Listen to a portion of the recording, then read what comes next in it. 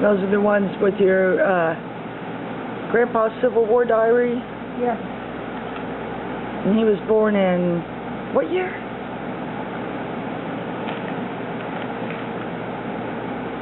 He was born in the 1830s, 1836, and died in 1926. He lived to be 90 years old. Yeah. Thomas J. Chambers, right? Thomas Jones Chambers. Thomas Jones Chambers. And you really did not hear people living to be 90 years old that were born in 1836. And you really didn't hear anybody still being alive with their own grandfather, not a great-grandfather, fought in the Civil War. Well, that's true. Probably one of the few people. Well, instead of keeping this outside, shall I just take this? This is. And he had Grandpa in 1901 when he was in his late 60s, and Grandma and his wife, Grandpa's mother, was in her late 40s. Okay, when they had him. Yeah. See.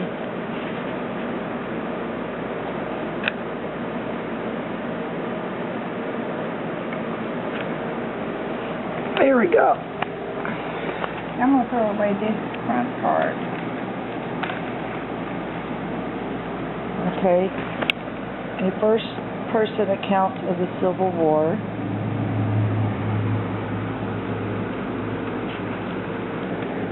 And here it is talking about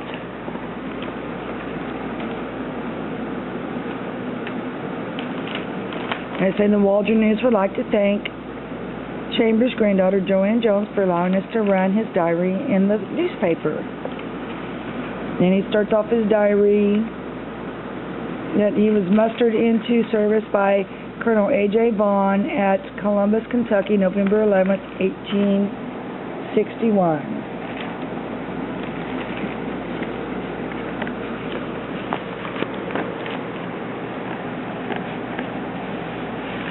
Here it's saying his army numbered 60,000 and the enemy was 80,000. And then to be continued. Okay, at the very end. Here's those pictures that you saw. Okay. And that's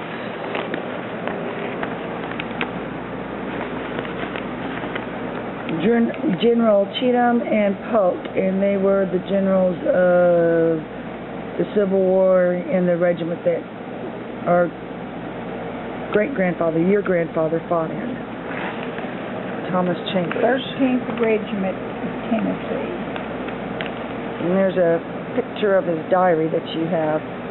It's amazing that you ended up with his diary out of all the descendants from the family that it could have ended up with. Because my dad, his baby child, got it. Okay. Usually it goes to the oldest, but I guess the oldest was probably dead before he even died, considering he lived to be 90. And that's a soldier's hospital certificate. You know what? I think some of this I found online. Some of the stuff about him. I Googled his name in Scott County, Arkansas, and some stuff came up about him, about when he filed for his pension. Mm-hmm. I've got the letter that he wrote. Yeah, it's online. But I have the actual letter. Okay. Oh, and then here's the part, I guess the very end is where he got shot. And he broke both legs. Okay. He was wounded by one bullet that broke both of his thigh bones. And this is the actual hospital discharge dated 1864.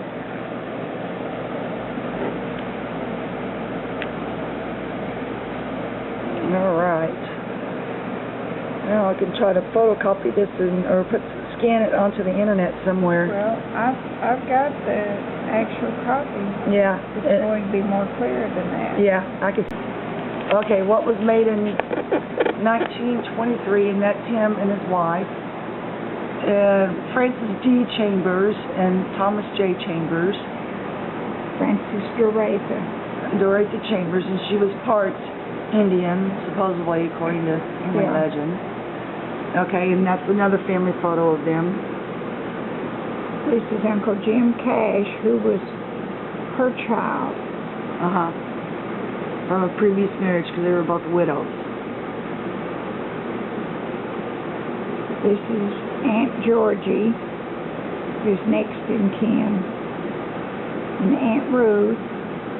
Which was their child together. Yes. And then... That's them, and that's Daddy.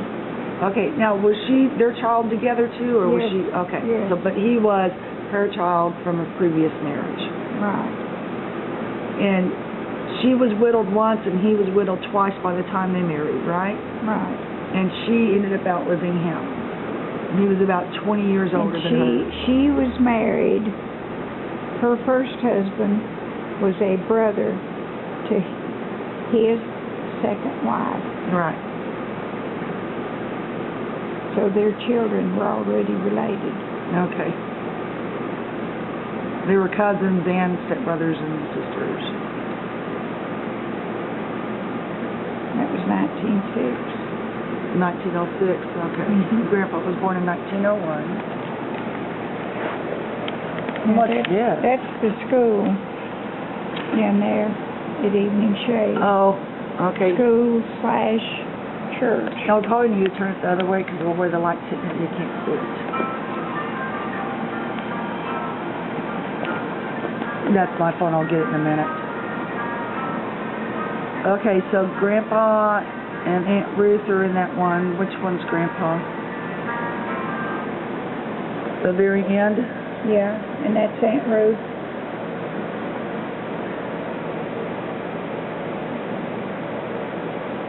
Okay. It's 1908. At Evening Shade here in Waldron, Arkansas. But they came from Tennessee, right? Right. Because his dad's buried in Tennessee by Memphis. Mm-hmm. This is 1911, and that's what he wore when he went to the Confederate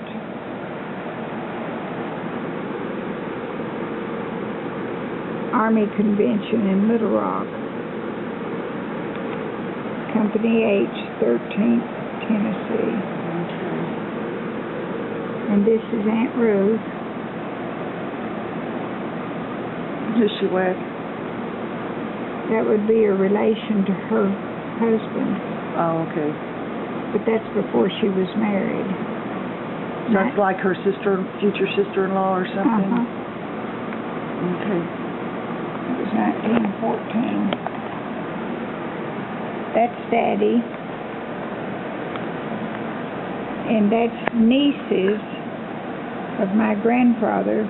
Their mother passed away, and their dad sent them for my grandfather to finish raising. Are they twins, or is No. one? Okay. Lou and Alice. So one was like maybe a year older than the other? Uh-huh. And they got sent to who to get finished raising? To my grandfather for him to finish raising. Because both of their parents passed away? No, their mother did. Oh, okay. And the father didn't, Right. wasn't able to finish raising them or keep them? And Daddy called him Pa. He called his dad Pa. They were Ma and Pa. That was Pa's pets. Pa's pets? Yes. And I've talked to both of them not too long ago. Oh, they're still living? Well, they're not now, but they were at that time.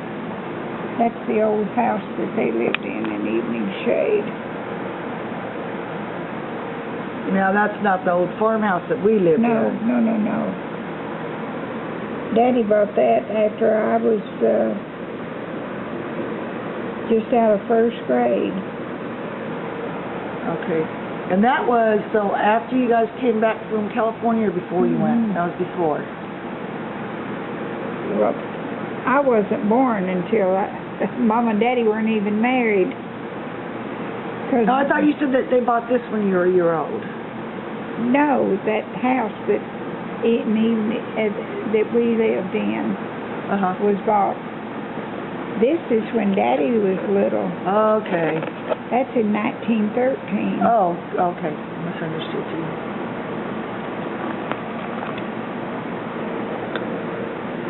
And that's my grandfather's father, Madison Hurt Chambers. And Oh, what year was that? it doesn't have a date on it. Yeah, that's your grandfather's Father. father. That would be my great grandfather. He weighed, Okay, and he he- weighed 320 pounds. Oh my gosh. And he's the one that's buried in Tennessee. Yeah, okay, I found him on the internet. His Okay. picture of his gravesite. Now this would be my grandmother's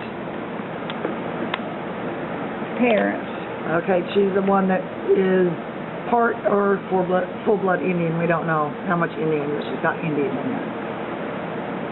Well, I think that she might be half. I'm not sure. Because she's got a Mr. and Mrs. Lemuel Crane, parents of Francis Doretha Crane Chambers, Okay. wife of Thomas Jones Chambers. Do you know what her name was? Eliza. Eliza? Okay. So she might have been half. And that's your grandmother. Great. Great grandmother. Okay, yeah, your great grandmother. And this would That be, was your father's grandmother. Yeah. And he's my father's grandfather. Okay.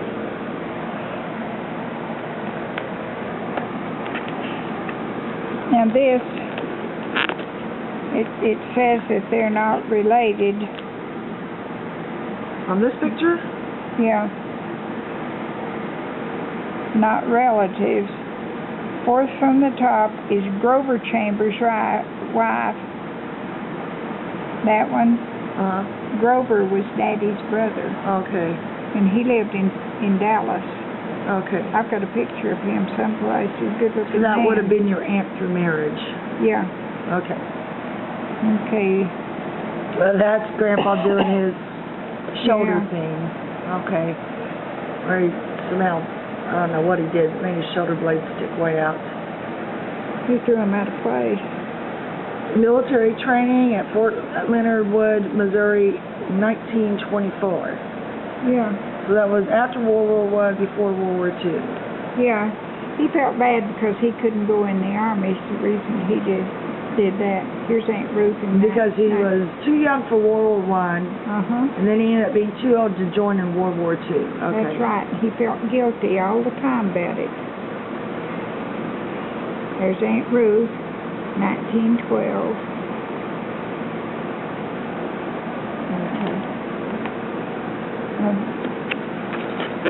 I'll tell you. Here's my grandparents sitting there, and that's Daddy sitting beside them. Okay, on the bottom right. Mm-hmm.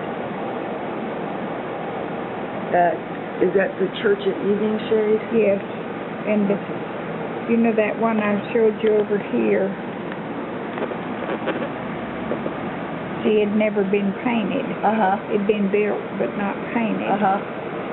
That's 1908. I don't know when this is, but that's after they painted it and added this onto it. Okay. And I can remember when that was there. It's not there now. Okay. Now that's what? Names of the children in school. And here's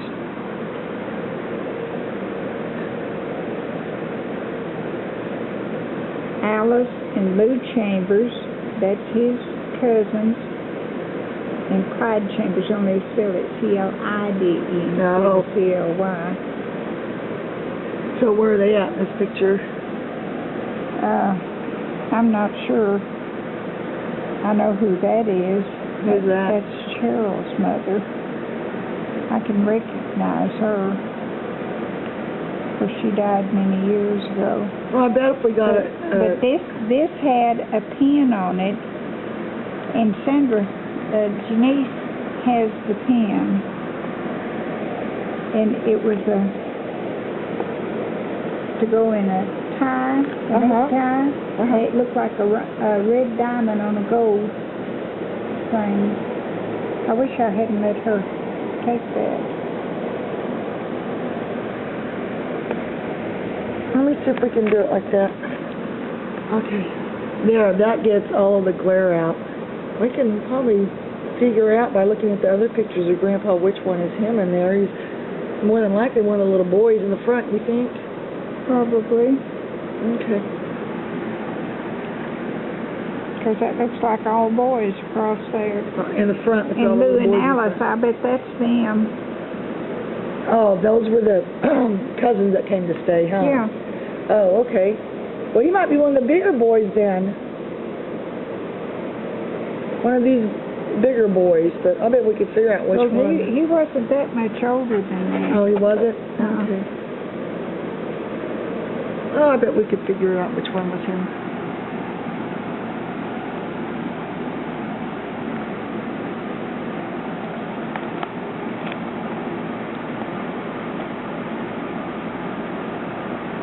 This was his brother that died when he was 8. His name was Lemuel. How did he die? I don't know. That's all I know about him.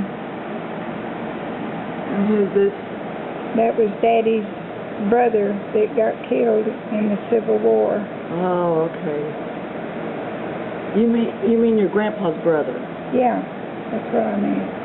Okay. He was killed in the same war where my grandfather got shot through the leg. Oh.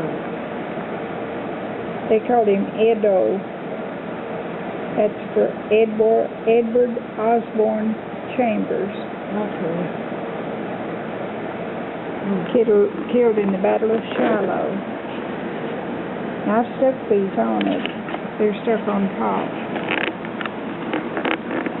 And this is Daddy's mother, and that was Talbert Cash. That was Uncle Jim Cash's child. And that's his mother right there? Uh-huh. So that's this little boy's grandmother.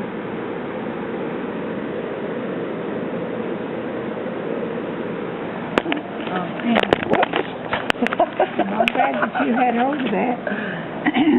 That's Aunt Ruth with the mustache on. Why, she had a mustache on. These two girls put mustaches on, just acting silly. Oh. Which one's her? This one. Oh, okay. I was focusing on the wrong one. Okay. And this is Uncle Jim Cash in the center. Hey, love those old style clothes. They look like it's back in Jesse James' days. All the old westerns. Well, I'll tell you what.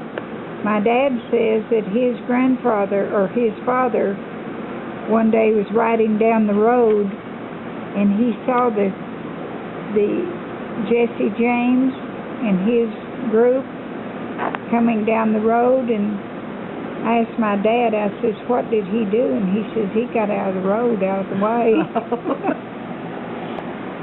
You're missing a picture there. Yeah. That's my dad. That's Clyde In the middle. Chambers. Okay. And this is my dad and May Jones. Have you seen that picture up on the wall by where you go in the bathroom downstairs? I'll have to look again. Where she graduated from school, from Evening Shade School. I'm not for sure. I'll look again. But that's her? That's May Jones. That was Mama's cousin. And that's my dad. Why are they on the railroad tracks? They just want to take a picture on them? They're all on railroad tracks here. I don't know who that one is. Okay. I guess that's the way they entertained themselves in those days. Hanging out on the railroad track. track. And that's my daddy. When he was a baby? Yeah. Oh, what a pretty baby. That almost looks like a little girl there, huh? Well, all little boys dressed in dresses in those days. And their little christening gowns and everything. Mm-hmm. That's another one of the school. Is that the same one that we looked at earlier or a different one? No, it's a different pose. So your dad might be in that one too? Possibly. I never did try to pick out who was who in it. Okay. Now, this is my dad. I want you to look at how they're dressed. That's your dad right there? Yeah. Okay. Like old farmers. Well, this was... Just a minute. I'm going to flip it over to read this. Somebody put it upside down. Lester Harrison and Clyde Chambers, age 17, bumming freight train. They were being hobos on the freight train? They were going up to Louisiana, I think it was, to harvest corn. And that's the way they got there. And here's Daddy, and that's May, His cousin. Mama's cousin. Oh. Well, she was pretty. Yeah, she was pretty. So these are just better photos of Thomas Jones Chambers, the picture that you had, and there's Aunt Ruth on the left.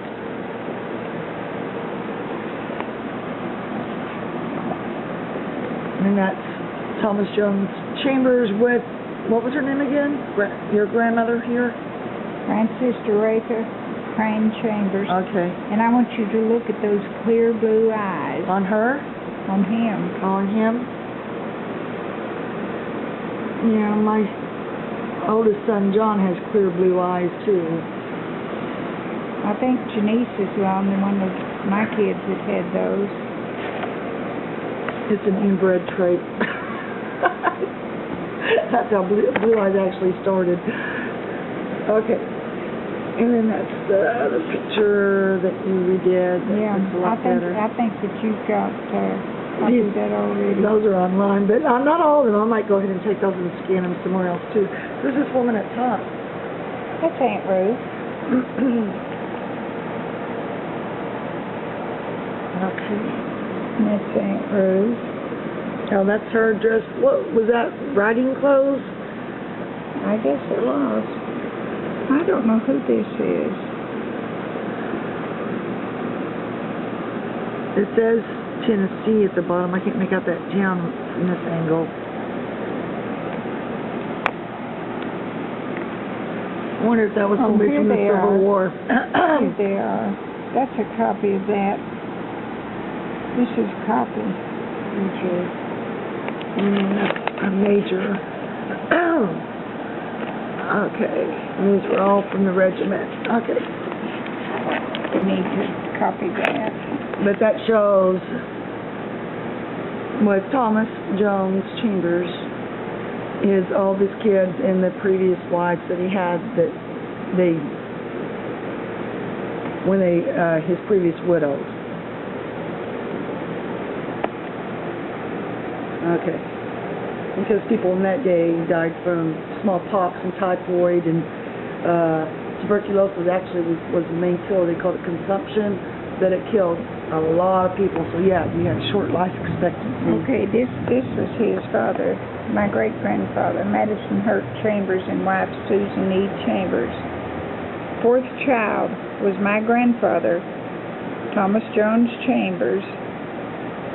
His wife was Sharon, Tipton County. No, I guess that's where he was born. Sharon, Tipton County, Tennessee. Died 1927, Evening Shade, Waldron, Arkansas, age 90 years. Well, this is the top of this. So that has Madison Hurt Chambers and wife Susan E. Chambers, which was Daddy's grandparents, your daddy's grandparents, Clyde's grandparents, but doesn't have their date of birth. Mason, also Tipton County, Tennessee. And I believe that's the same area that they're buried. I'll have to look and see on the internet. Yeah. Okay. And the fourth child was Thomas Jones Chambers. Okay. Yeah. Oh, you're just great and professional. Everybody's coming in the shop. Okay, so here's the family history of my mother's great-grandfather, which was her father, Clyde, his grandfather, Madison Hurt Chambers, and wife Susan E. Chambers. I guess they married or were from Mason, Tipton County, Tennessee. Thomas Jones Chambers, born 6/2/1937, was their fourth child, and he was born in Sharon, Tipton County, Tennessee. He was born in 6/2/1837 and died in February of 1927 here in Waldron, Arkansas. Then he was married 3 times, widowed twice, because in those days, of course, people died early from conception, which was tuberculosis or smallpox, typhoid fever, all the things we have vaccines now to prevent premature deaths. But his first wife was Louisa Pope Chambers, who was born in 1842 and died in 1878. They had 11 children. Might have had more because the stillborns were not included in these children. And I noticed in genealogy that, family genealogy, that there were some babies that just lived 1 or 2 days also that were not included in the living children that lived beyond childhood. His second wife was Emma L. Cash. He was born in 1880 and died in, take that back, in 1857 and died in 1887. And they were only married 7 years, it looks like, before she died, and had 6 children in 7 years. Pretty busy marriage there. And then the last one, his last wife was Frances Dorothea Crane, which her married name was Cash, and she was also widowed. And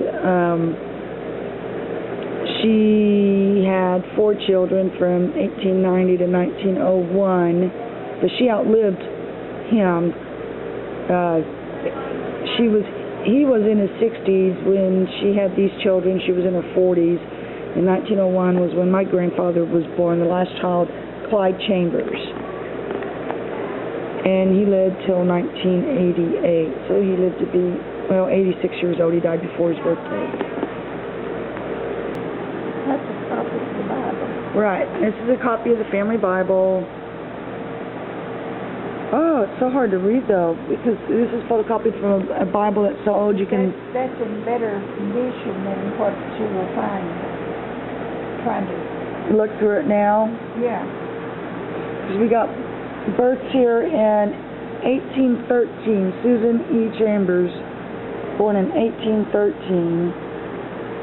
So this Bible you can't even touch anymore because it's falling apart because it's so old. Okay, and then Susan E. Chambers, born in 1813. Looks like she died in 1873 or 43. 43. Okay, so that's the oldest entry I've seen so far.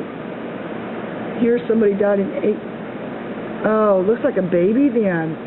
Born in 1841 and died in 1842. Okay. And then we're looking at this side, and Louisa Chambers. You were talking about Louisa Chambers earlier, weren't you?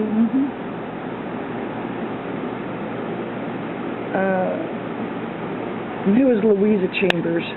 Was that a wife or a child? Louisa Chambers was one. Okay, that was his first wife. All right, got it. Okay, so we're looking at... And then Emma L. Cash. Oh, okay. Madison Hurt Chambers and his wife Susan E. Chambers. So this Susan over here that I looked at that was born in 1815, that was her. Okay. That's in the family Bible. This one that I got right here. Susan E. Chambers, born in 1813, was Madison Hurt Chambers' wife, which was my grandfather's grandfather. Okay, and my grandfather's grandmother here. Well, she died long before he was ever born. He was born in 1901, and she died in 1843. She only lived 30-something, to be 30 years old. Yeah, a lot of people Yeah, I died know. young of age Because a long of time ago. tuberculosis, smallpox, typhoid, all of those consumption, they called tuberculosis back then. So that's Madison Chambers. Uh-huh.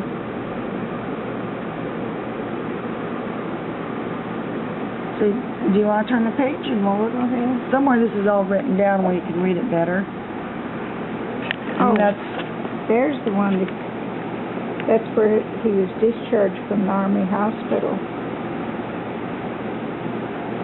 Okay. And then this goes to all these letters. Right. I was going to see if I can read any of them out. These are the letters that Thomas wrote during the Civil War to his family. He had really nice handwriting, too. Turn it around. No, this around. Oh, yeah, he had beautiful handwriting.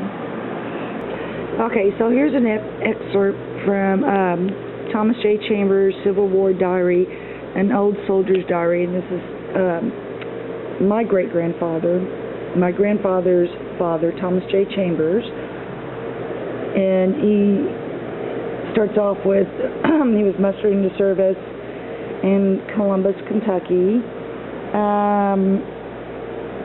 Goes on to say, okay, explains the Battle of Shiloh. So it goes with where they traveled to, and then we'll start right here. We stayed here until the 3rd of April when we took up a line of march for the battlefield of Shiloh. We got there on the 5th after covering a distance of 20 miles. We engaged the enemy on the 6th and 7th of April. Here, my young brother, E.O. Edward Osborne Chambers was killed. I had 2 brothers in my company. Our General A.L. Johnson was also killed. So this is the battle that he fought in with his brother that his brother died at in the Civil War. He goes on to say that they fought a hard battle, but in both armies claimed victory. I'm going to skip on down here, and then they're talking about another battle in Barbersville, Kentucky, where they surprised the enemy and captured a great many wagons and clothing, and went on to London, which was 25 miles away in Kentucky, and captured a great amount of supplies. And then in Richmond, they encountered General Bull Nelson with 13,000 men. We had 2 brigades, Smiths and Cleburnes, and all about 4,000 men. So they battled 4,000 men against 15,000 men. They made 3 charges, gained a victory, and captured 5,000 prisoners and lots of grub. The prisoners were paroled. Then he goes on to say this is in Bluegrass County. Actually, it says country. I'm just scanning through this again.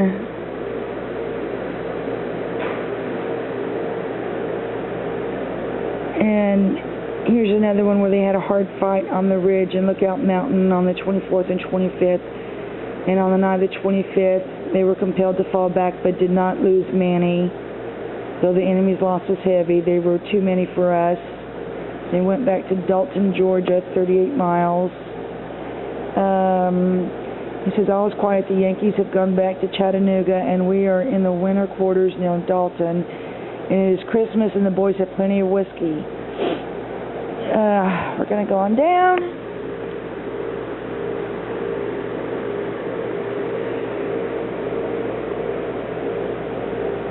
And skip over, there was something I was wanting to see.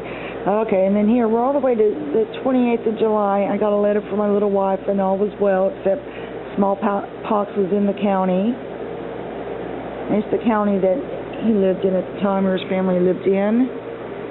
Which, like I said, a lot of people were dying in those days early because of that.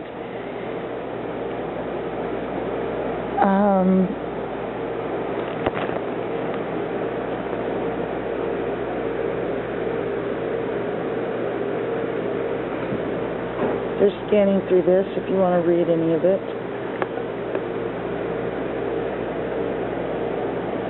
Okay.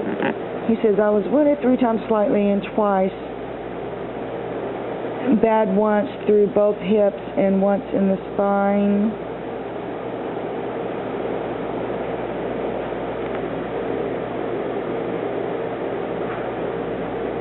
Well, here we go.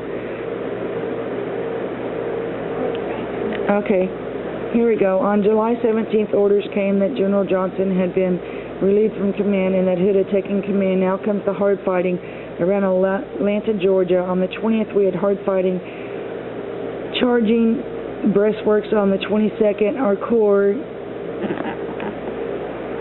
Hardee's flanked the enemy on the right and done some of the hardest fighting of the war. And here I got wounded, both thighs broken, and I was taken to Macon County, Georgia, to the hospital and stayed there until August 24th and was transferred to Fort Valley, Georgia Hospital. Stayed there until September 1864. Then he was discharged, went to stay at his aunt's house in Alabama. Then he went to Oklahoma, Mississippi, and hired a man to haul me to my father's 20 miles away in Memphis. I paid him $5 in gold and $125 in Confederate money and got home on the 18th of December, 1864. And now, thank God, I am at home with my wife and 2 children, having been far away from home 3 years and 2 months. I marched and rode during the war 3,628 miles. The following are the battles and number the rounds fired in each: the Battle of Belmont, the Battle of Shiloh.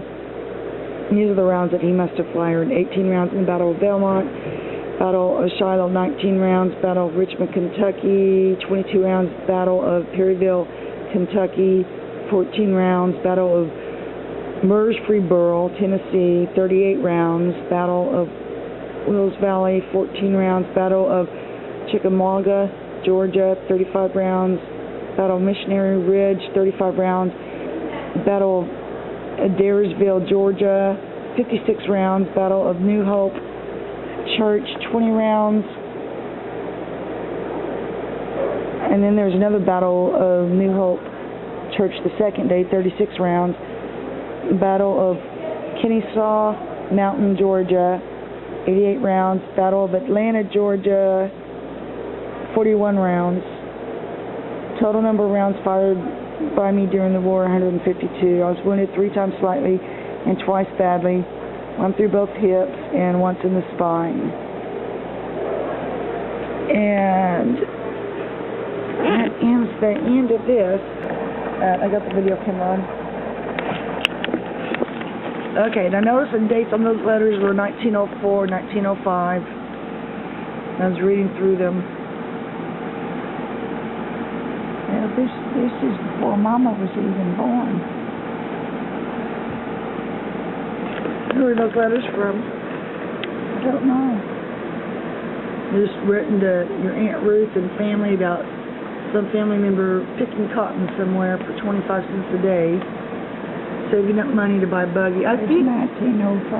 1905. I think actually they have their name. They sign on the back of the letters. Some of them they sign their name. I was reading. I've never read it. I was reading through all of them.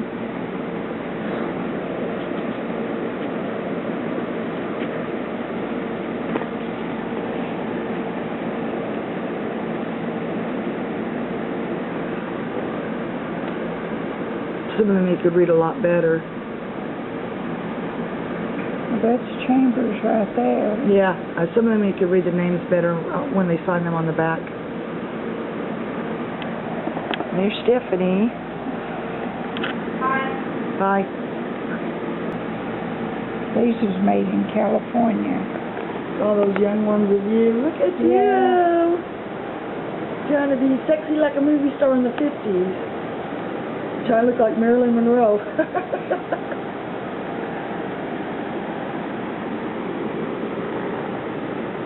Okay. Oh, that was me young. And Yeah, I there, have a picture of that. There's your doll. yeah, those are made in California. This is no longer standing. They tore it down. I hated they did that. And there's old Kippy. Is that your dog? Yeah. That I remembered when it was born. I called Mama and I said, "Oh, the dog's having another puppy, and this one's alive." I was 3 years old. Oh. This one's Grandma and Grandpa. Mhm.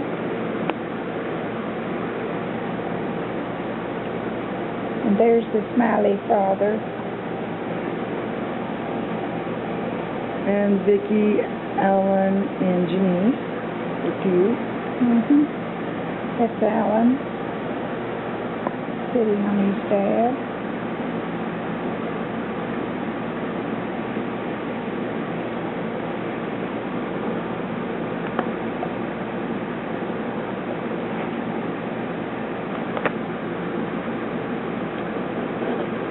Who's on a motorcycle? No, it was kind of like an ex-boyfriend. This is an ex-boyfriend. That's one I fell in love with. Is that here in Waldron or? No, this is California, all of it. Look how cute you look in your dress. That was on Easter. And this is her Easter outfit too. Oh, that's not you? No. Is that a friend? Yeah, that's Betty. And who's that? Is that you at the bottom? Me. Okay. And there I am sliding down that. This is where she lives in California.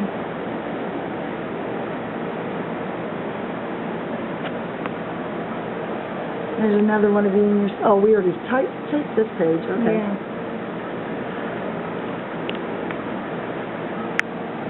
Is that in Arkansas or California? This is California. This is Vicki.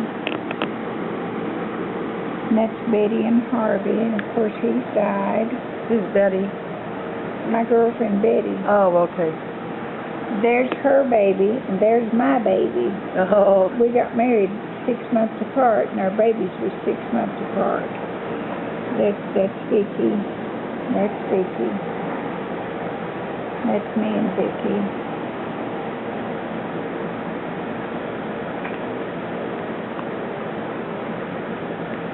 There's more of Nancy. I think I had this page before. Yeah. Show it. She's the one that her mother had 8 kids. She was the oldest of 8. Oh, there's Aunt Ruth. Which one? Aunt Ruth. Okay. And that's Cheryl. Who's that? One of my friends that was 5 years younger than me. There's a picture of me, and that's me. That's you? That's me, and that's me, and here's me, and there's my brother. Why do you look like you had blonde hair? I thought you had dark hair as a kid. I was a blonde. You know, why do you have dark hair in all your other pictures? Well, this is on the baby ones that I've got. That's my brother and his friend in California. This is the car that Daddy bought in California. But these pictures were made here in Arkansas. Okay. My hair was just brownish looking there. Here's my brother. This is probably the only pictures that you'll get of him. These are all him. Is that him playing pool? Is that him being over the table? Yes, here in Waldron. No, this is him. Oh, that's him with the pool stick. Okay. And that's him? Yeah. That's him. On a motorcycle? Mhm. Is that him? Yeah. And that's him. And that's him. This is the old farmhouse. Oh, okay. All right. I'm glad you got that. Who's all of that? Oh, this is my girlfriend in California. The first Mormon I ever met. Okay. That you eloped with and then Grandpa went and stopped the wedding? Yeah. He went and stopped us from getting married and moved me to California. And he just died? Yeah. This is what the old house looked like. Now this is Betty, the girlfriend in California, when she lived here. How'd she end up in California? That's where her folks moved to. And you guys moved there also? That's when Daddy took me so I wouldn't marry him. This is Nancy and her husband before, when they was just dating. And that's me. Okay.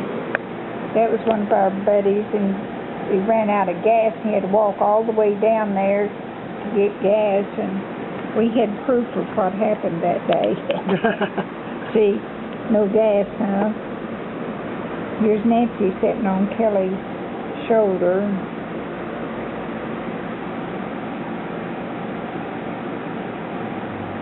And I had a ball bat here pretending I was going to hit her, and she was praying that I wouldn't. Long dress. We go every Sunday. Everybody went down there. Well, where's that at? Down at Y City. Swimming. Is that river that runs behind Y City? Yeah. Is that deep in parts of it? It's not now, is it? Yeah, it is. We didn't wear a swimsuit. We just go and wade. Me and Stephanie got pictures of us in that river behind Y City. And there's my girlfriend in California. He died. That was her boyfriend at that time. He died in later life, not then. Oh, this is the girl's house that I went to when we eloped, and we was going to stay at her house, and all of a sudden Daddy knew where I was. I imagine her mother called my mother and told her. I don't know how she'd call her. We didn't have phone in those days.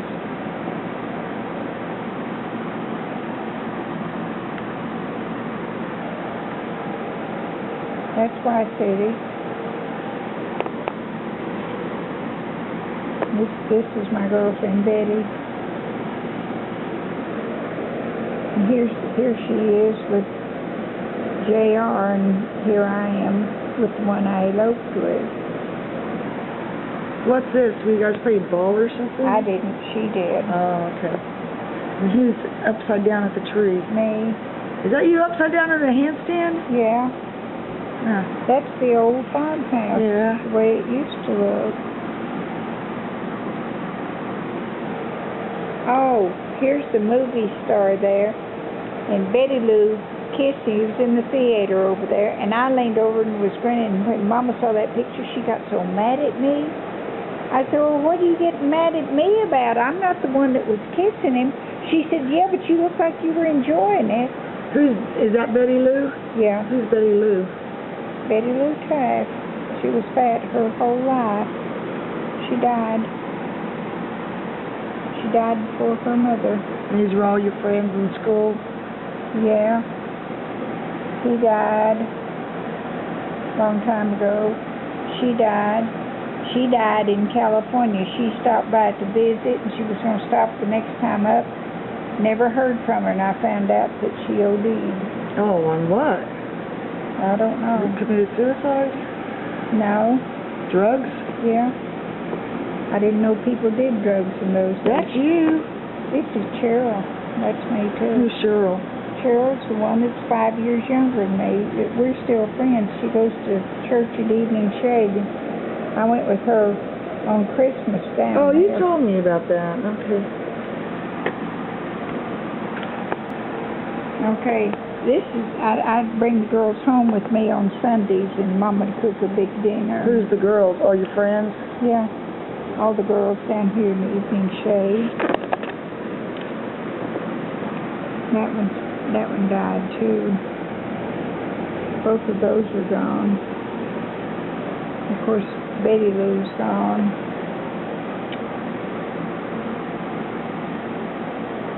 I guess both of those are too.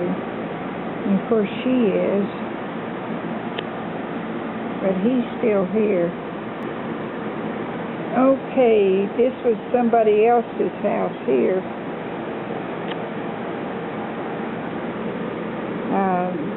These were Nancy's. There's Nancy, and those were her sisters there. This is the church down there in Evening Shade. And that's you and friends, too.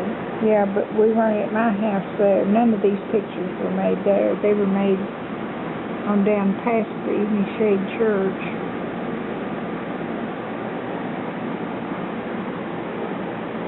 This was a baptism here. Yeah, I showed that to Stephanie. I said, look, they're That is- baptizing people in the creek. Yep. This was at my house. Okay, so how old were you when you got electricity? About 12. About 12? And Daddy had one plug-in the dining room put in. There's Cheryl when she graduated. And we plugged a refrigerator. We got a refrigerator. We plugged it in. And I could plug an iron in and iron. And as soon as we got that, I took my iron, or Mama's iron, ironed everything in the house except for socks. So what did you guys do before you had a refrigerator? How'd you keep your food cool? They had a truck that would come around once a week and it'd bring a chunk of ice. Oh, They okay. put it in an old Box, and it lasted a week? The ice did? No? And sometimes Mama would take and drop a jar of water in a bucket, a well bucket, and run it down the well to keep it cool. Now, the other day I called her. That's Cheryl's cousin. This is her sister and his cousin. I called her and they told me she had died. I said, oh, I'm sorry, when did it happen? They said 2 years ago. It'd been that long since I'd called her. Oh. We used to call each other all the time. They moved to California years ago. They both died. That's the one that just died. He died a long time back. That one, I had a big crush on him. Here's at my house. That's my cousin on Mama's side there. I almost never saw her, and this is Betty. This is a beer can, and I found that, and I had somebody to hold the camera. I said, take a picture of me picking it up. I want you to look at my bony arm. Wow, you found a beer can. I guess you didn't see him that much in those days. That was on the road out there by the house. That's Nancy there, too. We got these made at Is that you? yeah, That's a pretty picture. that's Nancy. That's Nancy up there. Yeah, and this is Nancy. Here's me, and here's me. And here's her.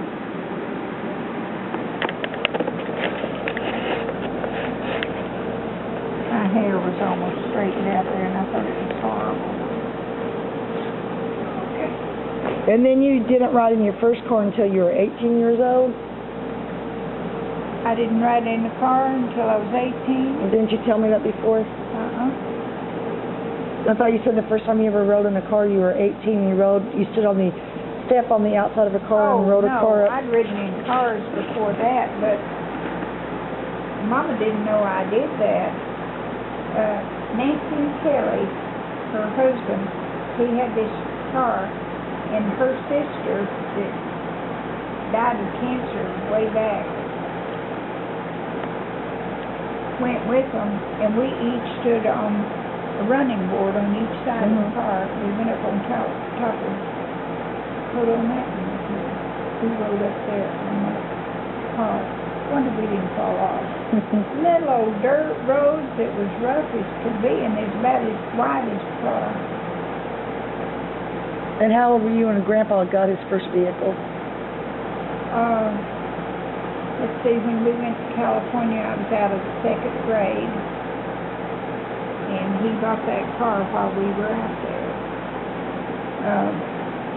And we went out into California. We went out there. It took 2 weeks for us to make a trip to California, riding in a pickup that a neighbor had. It had one son was on. They all three rode in the front. And me and Mama and Daddy and Donald all rode on the back end of the truck. It took 2 weeks to make the trip because every time that you couldn't, during the war, you couldn't buy tires. And your tire was, there's all worn out tires, and they got a whole batch of old tires, you know, to put on the truck. And every time that it'd blow out, they'd have to stop and try to patch it and everything. And we would stop on the way. Mama got 100 pounds of potatoes in a big frying pan. And when we stopped, she would fry potatoes. And that's what we ate. We never went in a restaurant. Didn't know what a restaurant was. And we'd sleep on a pallet, an old quilt, out on the ground beside the highway. And in 2 weeks, we finally got to California. We looked like grapes of wrath. You look like what? The grapes of wrath. Oh. And all we did was take just a few clothes. And she took a plate for each one of us and a little bit of silverware and a frying pan. And that's the way we made it. When we got to California, we went to the fruit harvest. We cut grapes. And I would spread out the grapes on a pallet for them to dry. Mom and Daddy and Donald all cut them, and I spread them out. And they had an old house on that place, and they let us stay, two families. They let us all stay in that old house. There's no furniture in it at all. And Donald looked up at the ceiling, and there was a light hanging down, just the cord with the socket on it. We screw a bulb in, but there wasn't a bulb in it. He asked me, he says, I wonder if this light's turned on. And I says, I don't know. And he says, stick your finger in here. I said, why? He says, stick your finger in and find out if it's turned on. I said, okay. So I stuck my finger in. It was turned on. You got shocked. It shocked the heck out of me. So I learned right then, you never ever trust a brother.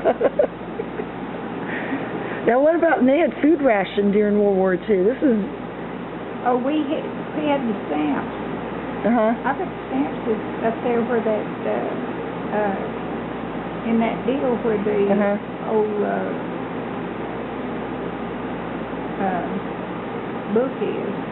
And you were telling me a story about Grandma trading stamps because, like, you guys didn't drink coffee, wasn't it? That's right, and she traded it to people that had, a lot of times she would just give it free. Oh, okay. We didn't drink coffee, but she would give it to people, and sometimes somebody would let her have something. But you didn't have lard. You couldn't get lard. Oh, really? Why not? Well, because there was a shortening of everything. Okay. Things you just couldn't get. Well, that would be one thing, lard. Anything you could raise in the garden. Or if you raised your chickens, you could have fried chickens and everything. But anyway, it was something else. Now, when you were in California, you told me about the POW camps, about them having, you said Italians. The Italians fought in the war too, but Daddy always said that they didn't want to, so he didn't blame them. It was the Japanese and the Germans. So they brought a bunch of those that they captured there we lived in Benicia, and they brought them up there. And during the day, they would turn them loose. At night, they had to go back and sleep on the base. So I was scared of it. And I had a bicycle, and this one guy saw me on the bicycle, and he was trying to motion me over there, and I wouldn't go. And he finally says, "Let ride," and he did his hands like this, turned his finger, you know. And I said, "No," and he kept on, "Let ride," and I kept saying no. And I tried to get away from him. That's where I got this scar here on my knee. Oh, really? I had a wreck on the bike trying to get away, and that was gravels that went in there. And that was back when I was in the 3rd grade. So, where were you guys at in California? Benicia. Which is by where? Benicia is not too far from San Francisco. Okay. It's by Vallejo, which is closer to San Francisco. Do they have any Japanese prisoner camps? No. Okay. Because I know that in history, during World War II, any Japanese Americans, they locked up. Yeah. So these weren't actually POWs, these were Japanese Americans. They locked them all up in camps. Well, they had captured them, and they had to stay on the base in a lockup. So they were afraid of them being spies or terrorists or whatever, I guess. Whatever. But I was just afraid of them because I knew they had captured them.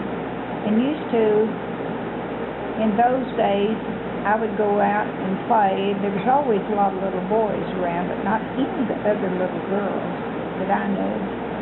This is not during school, but when we were in school. And we had tall grass out around the house where we were living, and it never got mowed. And we'd go out there, and I told him, I said, "Let's play war," because on Sundays, Daddy would always take me to a movie. And every time we went, it seems like we saw a war movie. So I'd tell these little boys, let's play war. And I'd say, "Now, you're on my side, and you're on mine, and all of you are on this other side over here." And I said, we go through these trails in the grass, and we'd get out there, and I was the leader of all of it, you know. And we'd get out there, and I would make this trail, and they had to follow me. And I just remember doing that all the time, you know, but there was no little girls around. But then I got to where I was having problems with my heart, which we didn't know what it was, and Mama took me to the doctor, and the doctor says, "Jump up and down on one foot 3 times," and I did, and he told Mama, he says, I was never supposed to do any exercise again, and so they took me out of school for 6 months. I couldn't go to school.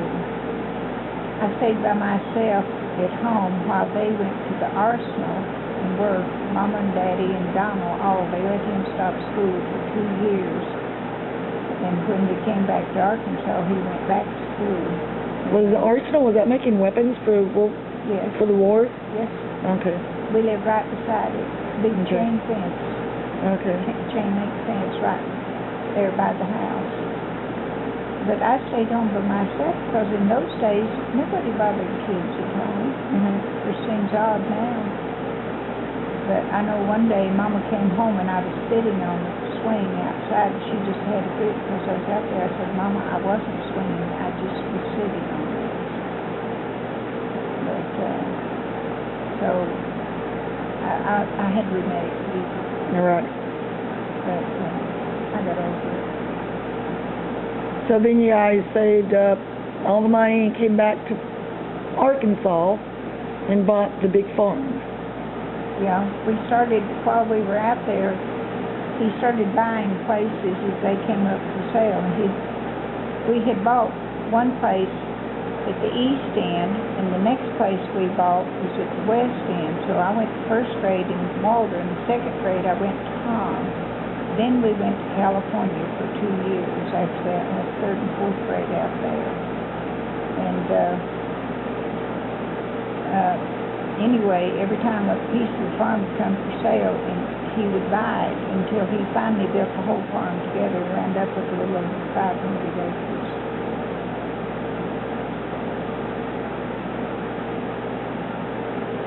It was different. Well, I think that's cool. I can't imagine living without electricity until you were 12. That's Well, nobody could imagine how you lived. We never got a phone. Well, we didn't get running water. We didn't get a toilet. We didn't have a sink in the kitchen. I'm just trying to imagine how somebody lived back then, you know. And we washed on a rug board out under the old tree in the backyard, and me and Mama would get out there and we'd scrub those clothes on that, and we'd had this great big old kettle that she'd build a fire under, and she'd throw Daddy's work clothes in that and use lye soap. And she'd wash them with that, and I'd stand there with a big stick, and stir them round and round and poke them and everything, and she'd rub them on the rub board and then rinse them in another big old thing to get the soap out, and then I'd hang it up on the clothesline. I was still doing that with diapers when I had even when I had the twins. Oh, wow. What else were we going to ask you? Okay. So, how far did you have to walk to school when you were a kid? The bus came up there at on the highway, and I had walked from the house up to the highway and then on down the road a little bit to the service station. No, you didn't have to walk all the way from your house to school? Oh, no. Oh, okay. I thought you used to tell me that when I was a kid, unless you were just trying to see how lazy I was because you had to walk 7 miles to school. No. One of those old stories that parents tell their kids. A lot of people did. We had people that lived around that road over there towards Lorraine that the bus did not go through there. And they had to walk all the way over there. And we had this one little boy that was crippled, and he lived around there, and he'd walk as far as my house, and I'd hold him by his hand and walk him up there. Okay. And we wound up at one point in time when I was divorced, he and I started dating, and he told me, he says, you know, I've been in love with you since I was a little boy, and you led me to the school bus. That's cute. When you were in California as a little girl, did they have any of the bomb warnings? I know at one time they thought L.A. was about to get bombed, and they sounded off all the sirens one night. Did they have any of those up there? We had these things that looked like a big blimp that they had up in the air, and they had wires that came down and held them down to the ground, but they were way up there, so that if any plane flew in, it would go under that and get tangled up. Oh, wow. We had these blackouts. We'd turn off all the lights. I read about that. Actually, they made a movie about that, too, yeah, because they were afraid the Japanese were about to bomb California after Pearl Harbor. So do you remember where you were the day that they announced World War II was over? The day the war was over? Yeah. Yes, I remember where I was. I can drive up the street and show you. I was standing on the stairway coming down from the Home Economics building when they announced it. Oh, here at school? Yeah. Oh, really? Yeah. And, boy, the sirens and everything was going off, and there's horns honking and all kinds of stuff. Wow. I remember that very much. It's one of those things you never forget, just like everybody knows where they were when 9/11 happened, when they heard about the Twin Towers being attacked. But that was even bigger when World War II ended, so yeah. And I remember when the president got shot. Kennedy. You were crawling across the floor. I was standing with the ironing board there watching television in that living room and ironing stuff, and I looked up just as the gunshot went off, and I saw her Jackie Kennedy? Yeah, climbing up the back seat of it. It was convertible. Mhm. She climbed up the back seat like she's going to try to jump out. Somebody grabbed hold of her. And, yeah, I saw it. So what do you remember, any stories about your grandpa or grandma's life that they told you when they were little, growing up? My grandmother and grandfather had passed away before I was born. Oh, okay, your parents. My grandparents, your parents. Remember any really interesting stories when they were little that they told you while they were growing up? Yeah, Mama would tell me, and Daddy would too, about how hard it was to make any money. Uh-huh. We lived way up here. He got a job going down to the pond bottom, which is a long way off, digging rocks, a rock quarry. And he went down there, and he had to walk every day. He didn't have a car. And he would walk down there, and he'd get down there, and he would be digging those rocks, and they'd be standing up above saying, well, if you don't hurry, we've got 10 more men up here wanting your job.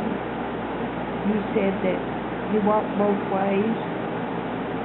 When he got home after dark, he had to go and plow the crop. He had a lantern that he carried while he was out there plowing the crop. Otherwise, we wouldn't have anything to eat. Wow.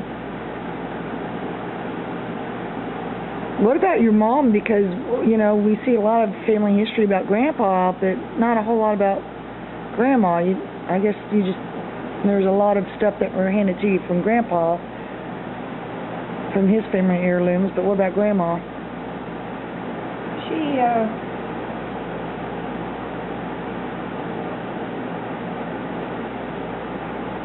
What?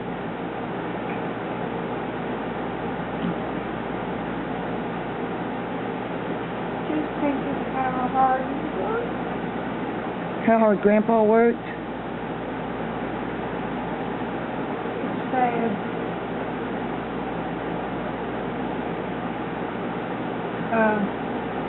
Mama would tell about when she grew up. They had 6 kids, and they had 3 double cousins. Her husband had 3 brothers, I guess it was brothers, and her mother had 3 sisters. And they married, and the kids they had were double cousins. Uh-huh. And the father... That was actually triple cousins. the father got drunk Uh-huh. and killed his wife, and then he committed suicide. Who did? The father and mother of those children. Whose children? I got lost on this story. Mama's mother, they had 3 double cousins. Uh-huh. And the man got drunk and killed his wife, and then he committed suicide. Uh-huh. So Mama's mother and father took the 3 children Oh, wow. and raised them. And so that was Aunt Thelma and everything like that. We always called them Aunt and Uncle. Well, there was a boy and 2 girls. The boy hopped a freight train, and the conductor shoved him off, and he fell under the train, and it cut him in half. Oh, God. So they wound up raising the 2 girls. And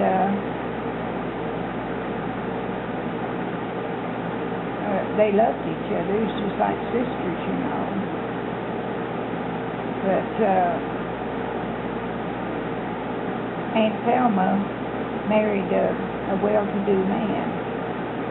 Well, she was the rich one.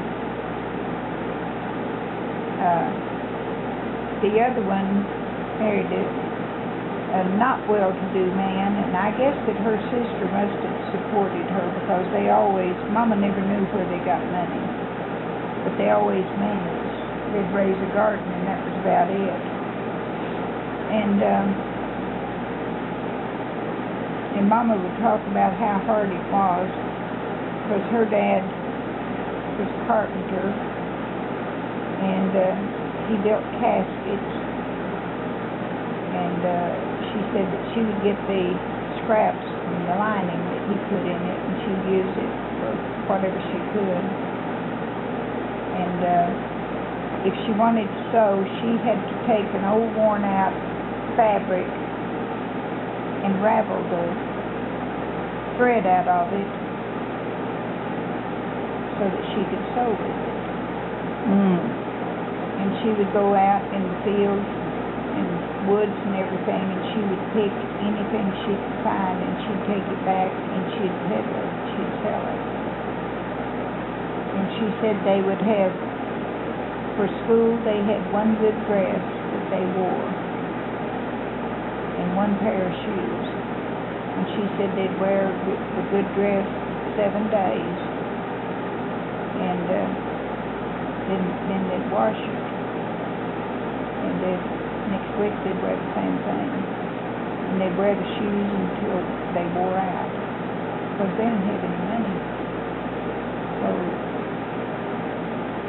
they spent a very bad time with that, but her mother was really skinny, and they decided she had TB, so no one ate with her.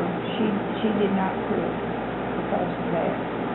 No one ate at the table with her. She ate in the kitchen. Everybody else ate in the dining room.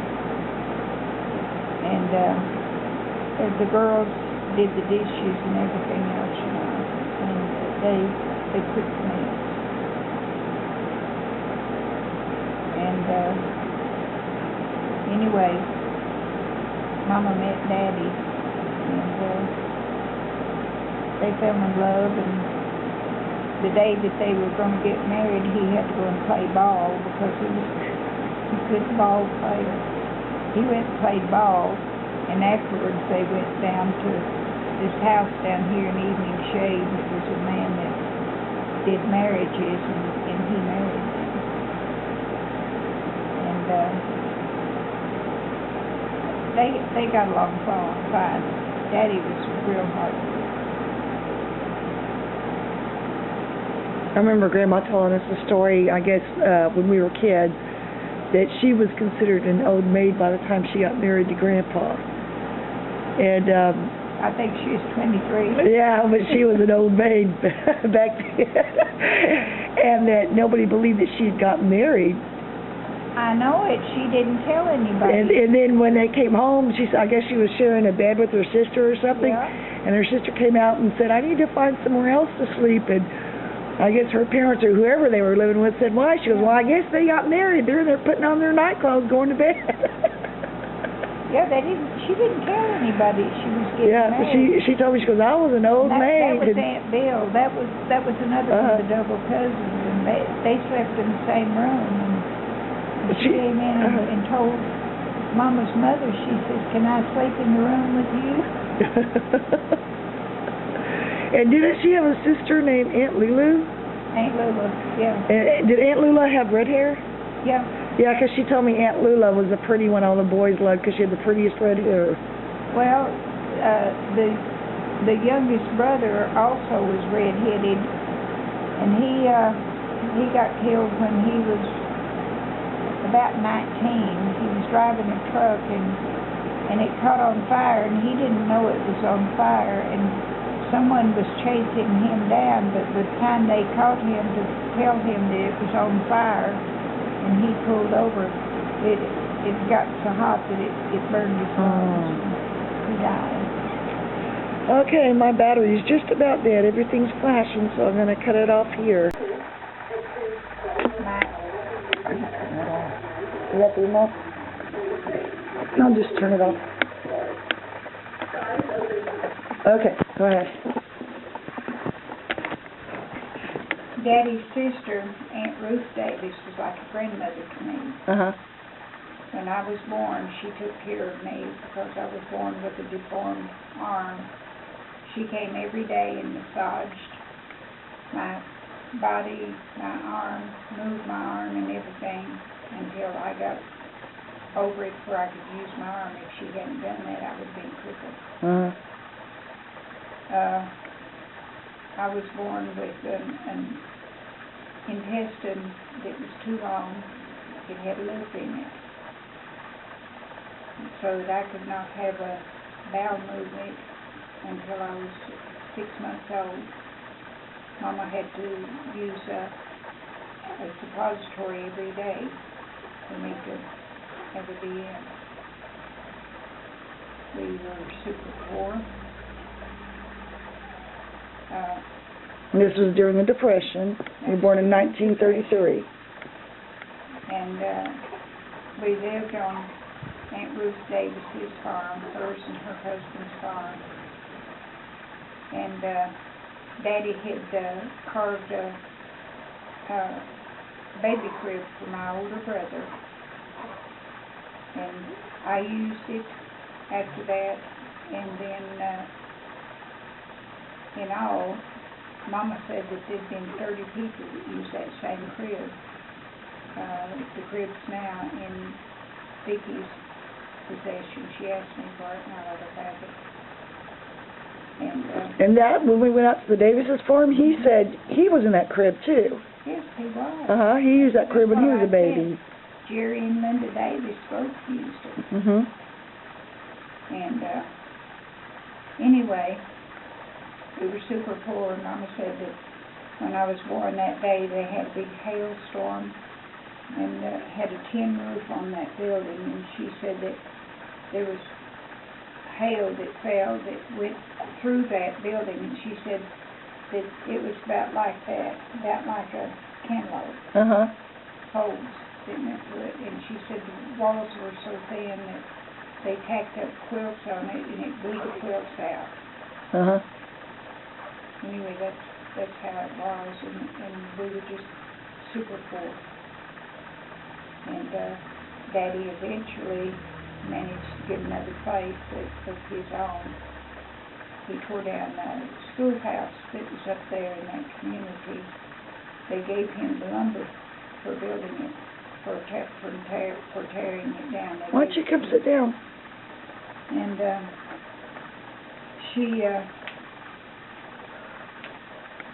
we lived in this house that was just an old shack. The floors was so thin that she scrubbed it with Lysol, scrubbed it with, what's the homemade soap? Lysol. Mm-hmm. And to get the floors clean, when she did, it separated the cracks. It was about that wide apart. On the floor? On the floor. Oh. And one day, Donald was doing his arithmetic, and in the back of the wood-burning stove, he had put up a chalkboard, blackboard, so that Donald could do his math on that. And there was a lamp sitting on it, and Donald says, it got some chalk out, and he says, I'm going to get some chalk to write this. And I said, oh, I'm going to do the same thing. And I ran over and I jerked the drawer on that little cabinet that was sitting there that the chalk was in, and it stuck. And when it did, it jerked it over so that the lamp fell against the heater and broke and burst into flames.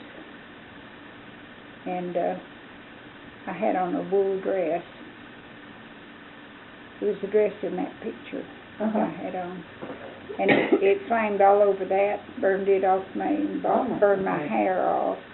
And Daddy came over and he was, with his hands, he was slapping it out, trying to get it out. And I thought he was spanking me, and I was saying, "Oh, I didn't go to do it, Daddy, I didn't go to do it." And anyway, Daddy had both hands burned where he couldn't work for several weeks. Mm.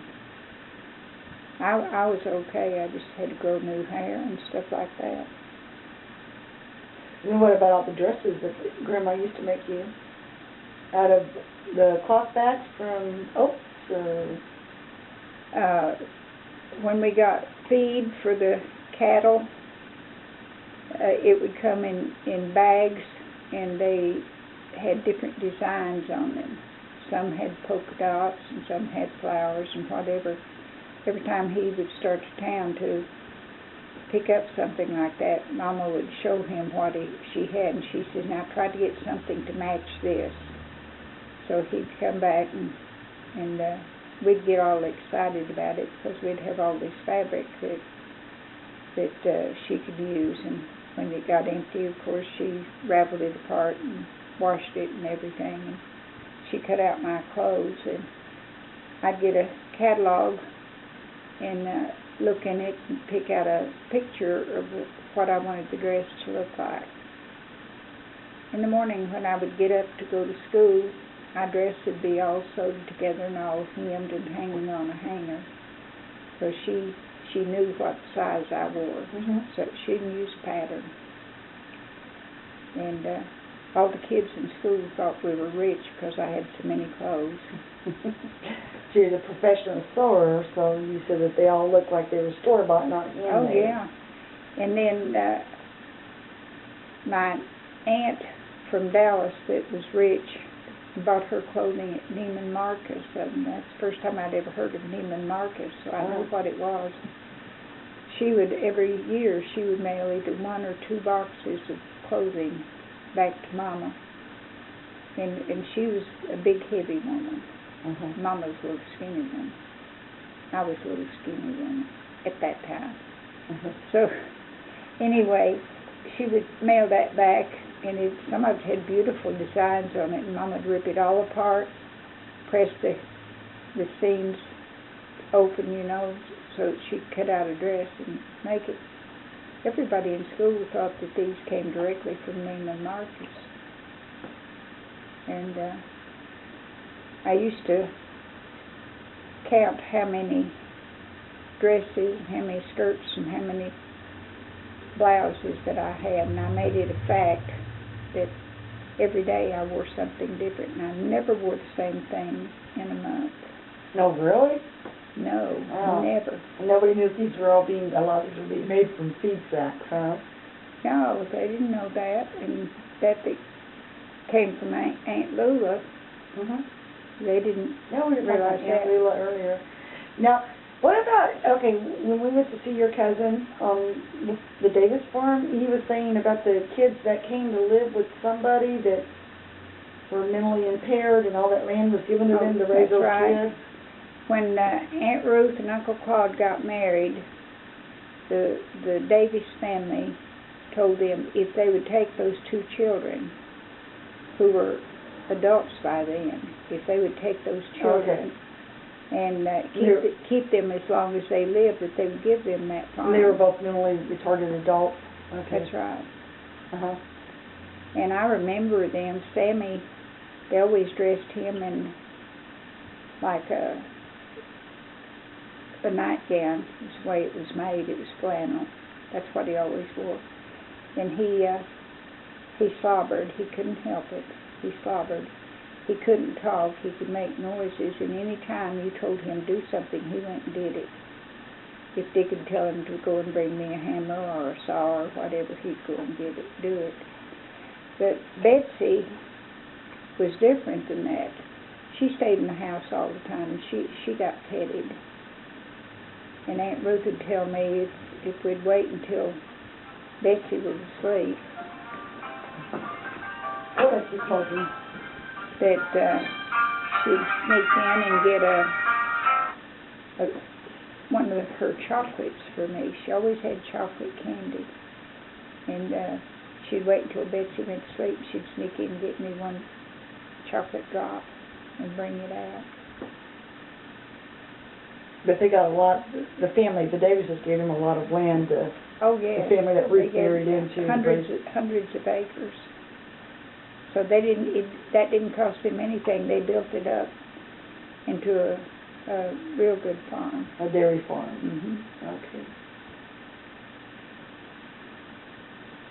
And then... And I know at night Uncle Claude picked me up and carried me out sitting on his hip, and he says, I see the moon sees me. He says, God bless the moon and God bless me. I just remember that like everything. Uh-huh. And then you also told us before that Grandpa, since he was the last of 21 living children, that they were so poor, or I think actually he told us that he was so poor he had to wear his sister's dress when he was a kid? Or did he make that up? They did that for punishment. For punishment? Oh, I don't think I want to. When he got in trouble, he had to wear a dress. Oh. Now, my grandmother would weave her own fabric. Uh-huh. She had one of those deals that you weave it on, you know. Uh-huh. And she would make her own thread, her own yarn, uh-huh. and everything. And she would do that, and when she got it made, it looked like it was actually that it was woven. And she'd make Daddy an outfit to wear. And he'd have pants that was lined to wear in the winter. Mm-hmm. In the spring, when it got too hot for those and they were starting to wear out, she would cut off the outside of that fabric, leaving the seams mm-hmm. here. And he had to wear those to school. And he said then that he didn't think that it would be wrong for an elderly person to have children. Why? I don't get it. Because that he didn't get to wear clothes like the other kids did. She would take, like if I took this and cut the outside off, uh-huh. and here's your seam uh-huh. sticking out there, it would have been the lining. Uh-huh. Like the lining that was made out of bathrobes type stuff. Uh-huh. And so all the kids made fun of him. And he said he didn't think it'd be wrong for an elderly person? It would be wrong for an elderly person to raise a child. Oh, because he had to wear funny-looking clothes? Yeah. And Daddy went through, they only had school to the 10th grade there. Uh-huh. And so when he got to the 10th grade, he couldn't walk all the way to Walden. They didn't have buses out there then. He went to the 10th grade 3 years to make sure he was well educated. Oh, really? What do you remember about the Depression? Well, when I was born in the Depression, in 33, the Depression was well underway. Mm-hmm. I don't remember a lot about it. Because I know it ended not long after, I guess around 1940s, didn't it? Early 1940s or late 1930s. What do you remember the most about your parents saying about the Depression? Oh, Daddy always said that it was the worst thing possible. He was always scared to death we'd go into another depression. He really worried about it. Did you guys see a lot of hobos come through because of the Depression? Or did he? No? I never saw any. Okay. I just want to get a shot of the family Bible that you have over here. We got a couple pictures on top of, or a couple books on top of. So this is the family Bible. Oh, we were talking about war rations. I see one of the war ration books. You got several in here. There's one in my name, there's one in Donna's, maybe one Mama's and Daddy's. You can get those out if you want. How does it open? This opens up from the front. Yeah, I'm just videotaping this right here, the family Bible. And this is just, okay, where the family record starts. This is when you have photocopy. I really don't want to, I don't want to touch these pages because they're so old, they're starting to fall apart. And these are the war ration books. Yeah. And this one's Clyde's, Grandpa's. And what was this for? What would, the food stamps on how much food you can buy, or?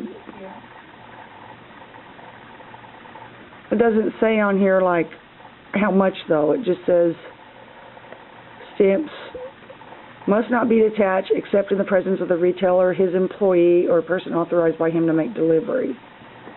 So what did they get with each one of these stamps? Do you remember? No, that's what I was looking for. I didn't see anything.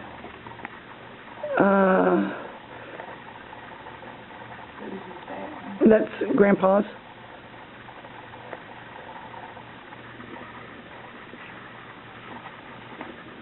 No, I was looking across the top. I don't remember what it was because I was second grade.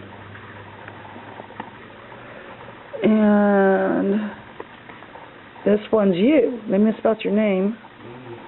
Was it JoAnn? Yeah. That's the way they spelled it. I thought it was JoAnn. I'm the one that changed it. Oh, Because in California they call me John. okay.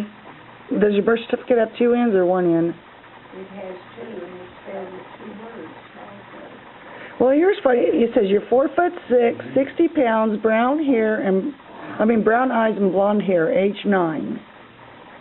But when you got older, you had dark brown hair. I never knew you had blonde hair as a kid. I've never heard you say that, and I've always seen pictures of you with dark brown hair. You only saw those days it had the Blonde hair. That's on the pictures I had made. Not that way. Okay, and then here's Grandpa's. And It may have Mama's and Donald's roses. these are ration stamps. These almost look like, these kind of remind me of green stamps that they used to make.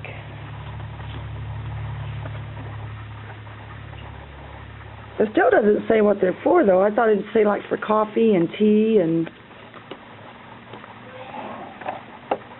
I think she's going. Yeah.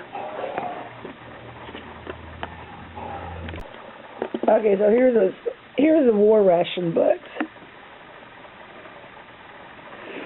This one has Mom's name on it, JoAnn.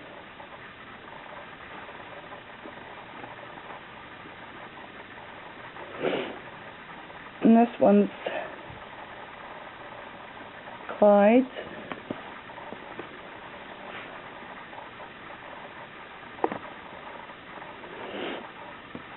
"40 years old."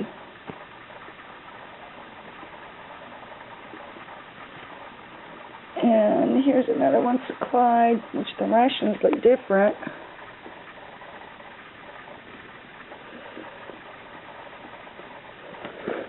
And this one's Donald, Mom's older brother.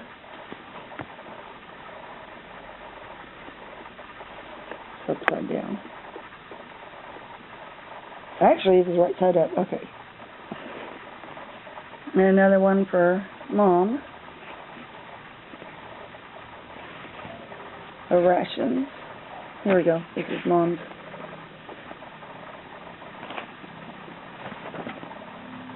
This one was for Grandma.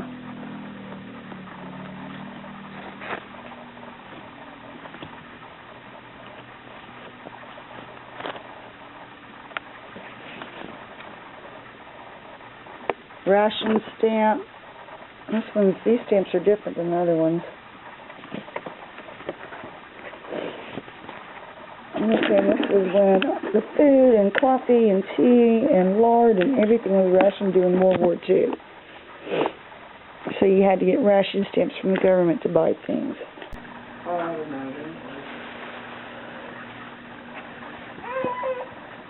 Oh, is this for Wakey? Oh, that's Lainey. She wants to be held all the time. Or they could have both cry at the same time. It's Kyra. And she went back to sleep.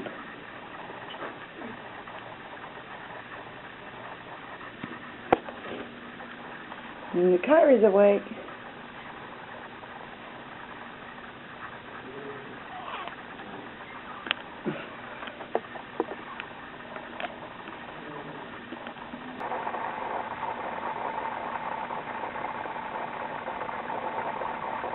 She likes to look around.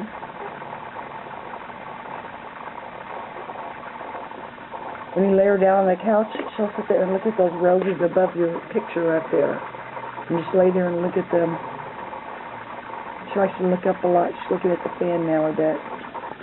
At the ceiling fan. Oh, yeah, you got some more.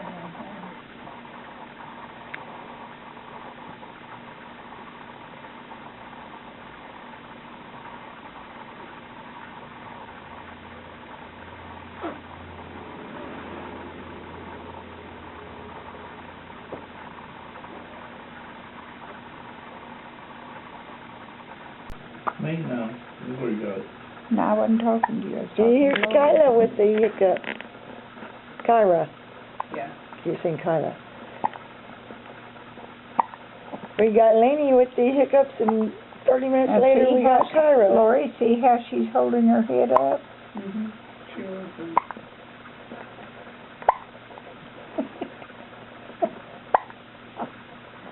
Her eyes look big and wide now. Now that she's got the hiccups, they're open real big and wide. Usually they're not open that wide.